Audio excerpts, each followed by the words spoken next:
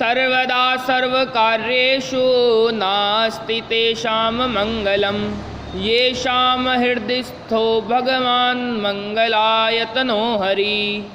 श्री पुरुषोत्तम मास महात्म का 9वां अध्याय। नारद जी ने पूछा, हे भगवान, ब्राह्मण की वह पुत्री इसके पश्चात उस वन में आगे किस प्रकार रही, किसके साथ उसका विवाह हुआ और किस मुनि ने उसका विवाह संस्कार कराया।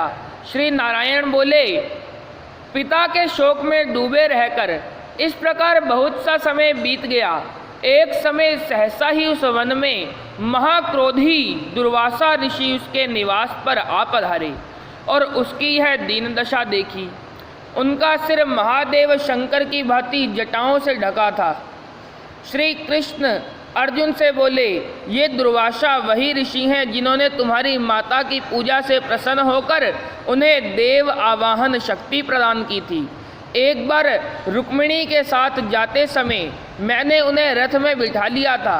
मार्ग में दोनों को प्यास ने सताया। रुक्मिणी ने अपने सूखे अधरों और तालू को दिखाकर मुझे जल लाने को कहा। मैं जल के हेतु पद आघात करता हुआ चला और प्रिया के प्रेम में निमग्न हो उसे भोगवतीपुरी ले गया। वह रुक्मिणी ने तृषा प्यास को शांत किया। महर्षि दुर्वासा का तत्क्षण महाक्रोध हुआ और प्रलय अग्नि की भांति उठकर उन्होंने श्राप दिया कि हे कृष्ण, तुम सदा अपनी प्रिया के प्रेम में निमग्न रहते हो। तुमने उसके ही कारण मेरा तिरस्कार किया है और वह अपनी श्रेष्ठता दिखाकर पानी पीती है, अतः तुम दोनों का वियोग होगा। अनेकों तीर्थों के जल से जिनकी जटाएं भीगी रहकर जिनको सुशोभित करती हैं, ऐसे ही महान तपस्वी महर्षि दुर्वासा को उस ब्राह्मण बालिका ने देखा। तब वह अपने शोक विवल मुख को ऊपर उठाकर ऋषि को नमस्कार करती हुई उठ खड़ी हुई और उन्हें अपने आश्रम में ले गई। अपनी कुटिया में महर्षि दुर्वासा का अर्घ्य पाद्य एवं नाना प्रकार के जंगली फल फूलों से आतिथ्य करके वह बालिका विनय करती हुई बोली कि हे महाभाग, अत्रि गोत्र कुल के सूर्य, आपको मेरा नमस्कार है। आपके आगमन से मेरे भाग्य का उदय हुआ है। आज मेरे सभी व्रत सफल हुए, सभी पुण्य सफल हुए और मेरा जीवन सफल हो गया है। ऐसे वचन कहकर वह बाला मौन होकर बैठ गई। आतिथ्य से संतुष्ट और प्रसन्न महर्षि दुर्वासा उस कन्या से बोले, हे पुत्री, तुझको धन्य है, तुमने पितृलोक का उद्धार किया है। यह मेधावी ऋषि की श्रेष्ठ तपस्या का ही परिणाम है। मैं कैलाश से तेरी धर्मशीलता जानने के निमित्त ही आया हूँ। अब मैं जल्द ही बद्रिकाश्रम पहुँचूंगा। वहाँ श्री बद्री नारायण के दर्शनों की इच्छा से जा रहा हूँ। महर्षि दुर्वासा को संतुष्ट एवं प्रसन्न देखकर ब्राह्मण बाला कहने लगी कि हे ऋषिराज, आपके दर्शन पाकर मेरा दुख का सागर सूख गया है।